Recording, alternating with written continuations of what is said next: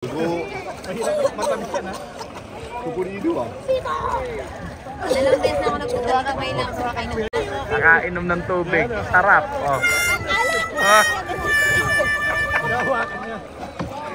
Hello mga loves! For today's video ay bisitahin natin ang Oslob, Cebu kung saan ay magkakaroon tayo ng encounter with the whale sharks, snorkeling sa Sumilon Island at sa last part ng video na ito ay tuturo ko sa inyo saan ang masarap na lechonan at mga chicharon sa Cebu. Turn right. Diyan yung papunta ng Tabuan. As early as 2 AM ay umalis kami sa Cebu City, buti na lang ay sinamahan kami naming mga pinsan si Kuya Francis at si Ate Ana.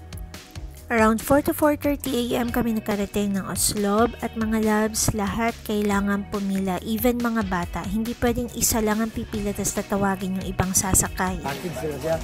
May mga lalapit na ganyan sa inyo mga loves nag-o-offer ng other services at kay kuya na sa orange team based sa kanyang uniform, kinuha namin yung Sumilon Island nila.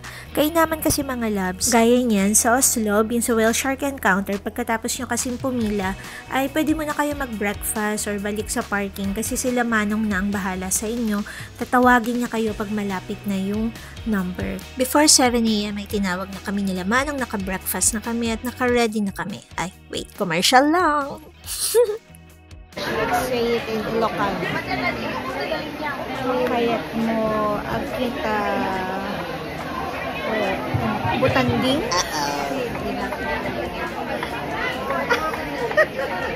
Kayat mo kumita butanding. Bulok magulang na. Ayan, ready na tayo para sumakay ng bangka. Malapit lang yan mga loves at kitang-kita na ang mga cute na gentle giant. Let's watch these cute videos of my boys with their Uncle Francis encounter with the whale shark.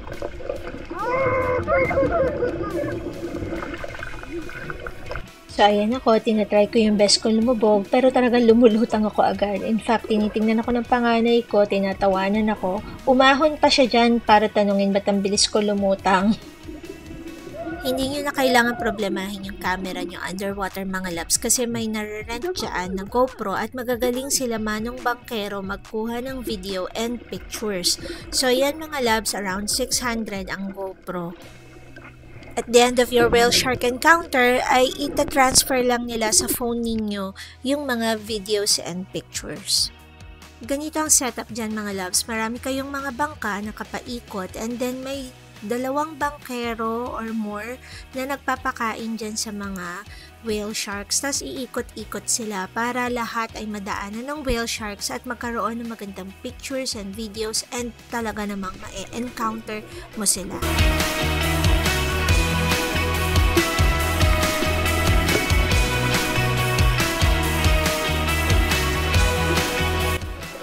Ang ganda ng video na to ng anak kong panganay na si Raha. Sumama pala yung aking bunso na si Dato kasi talagang they are swimming with the whale shark. Advantage talaga kapag marunong lumangoy mga loves. At hindi lang isa kundi dalawang whale sharks ang nakasama nila dito mga loves.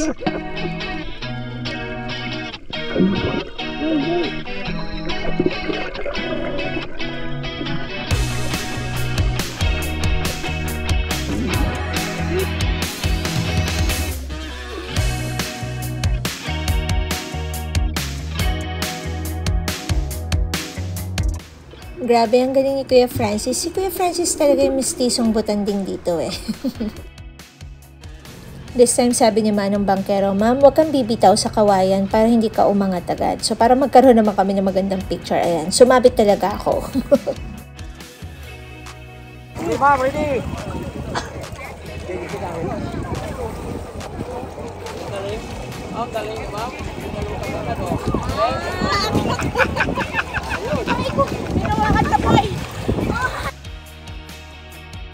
Slow motion na nahampas ng buntot si Kuya Francis at ako rin nasipa ko actually yung whale shark dyan.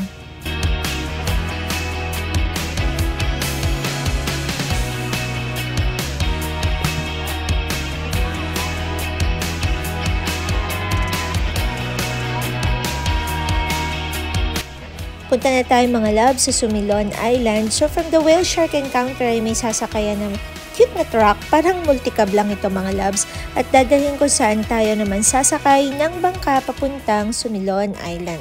So bago tayo sasakay ay may konting briefing muna. Nga diri na nato pagkiliansod kay private property ning under sa low water. Kung ganahan mo mag-snorkeling dire, inform ninyo ang mga guides dito kay sila may mo-assist ninyo. Kaya sa mo pwede maka-snorkel dire kung kamulan, kinahanglan.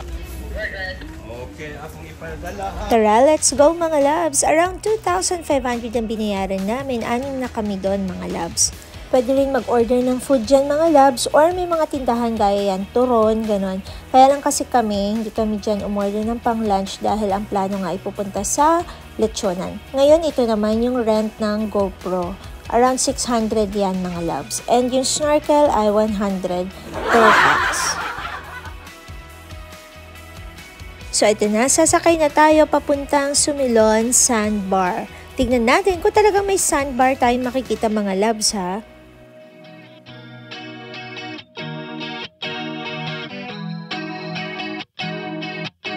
Mga loves, don't forget to bring yung mga wet bag para yung mga cellphone ninyo or mga wallets ninyo ay doon nyo ilalagay kasi talagang mababasa ng tubig kapag wala kayong ganun. May mga rooms and villas dito sa Blue Water Sumilon Island Resort mga loves. However kami marami pa kasi kaming gustong puntahan kaya sa city kami naka-hotel.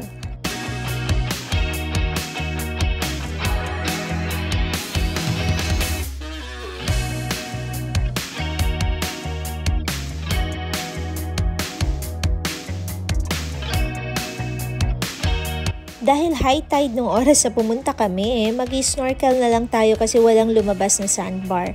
Unfortunately mga loves, yung GoPro na narent namin ay malabo. Grayish ang color talaga nito mga loves pero ginamitan ko na lang ng power of editing so lumabas ang kulay ng mga isda.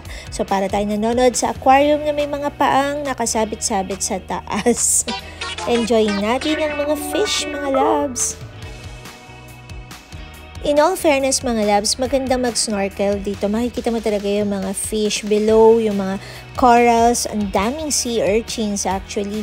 At sayang lang kasi hindi namin nakita na marumi yung lens ng GoPro para sana mas maliwanag yung mga videos and pictures. Ito naman si Ate Ana, talagang ine-enjoy niyo naman ang pag-snorkel namin dito sa Sumilon Island. Ito na mga loves, ituturo ko sa inyo saan masarap kumain ng lechon at hindi ito sa magagarang restaurant kundi sa tabi-tabi lang ng Karkar City, Cebu. Around 2 hours siya mga loves from Oslob. At ito na lang, dahil 2 PM na kami dumating, ito na lang yung kainan na may bagong lechon na nakita kami. At mga loves, alam nyo ba? Nung una parang na-disappoint ako kasi hindi crunchy yung balat. Pero grabe pala. Alam niyo mga loves na talagang yung lechon nila napakalasa. Hindi mo kailangan ng sausawan. At yung balat kahit hindi na siya crunchy, kakainin mo talaga kasi manipis lang siya at ang sarap niya talagang papakin. Nung pumunta kami dyan mga loves, 800 per kilo ang lechon. Just around the corner ay ang masarap naman na chicharon, ang mat-mat chicharon sa Karkar. O diba, ang hilig nila lang one syllable na nire-repeat. Alam niyo mga loves, grabe dyan. Ang sarap ng kanyang chicharon at namiss ko ang King James Sinamak.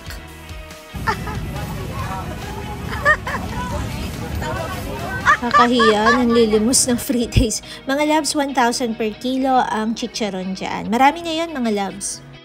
Marami silang magkakatabi mga loves dyan sa Karkar na mga tindahan ng chicharon at pasalubong. Pero dito sa Matmat yun talagang bagong luto at laging ubos kasi sobrang sarap. Thanks for watching mga loves. Hope you enjoyed this video at abangan nyo pa ang ibang ginawa namin sa Cebu. Thank you sa aming mga pinsan na si Kuya Francis at si Ate Ana na talaga naman nag-leave pa sa work just to give time for us. Don't forget to like, subscribe, and hit that notification bell. Thank you mga loves. Eto, aahon na ako.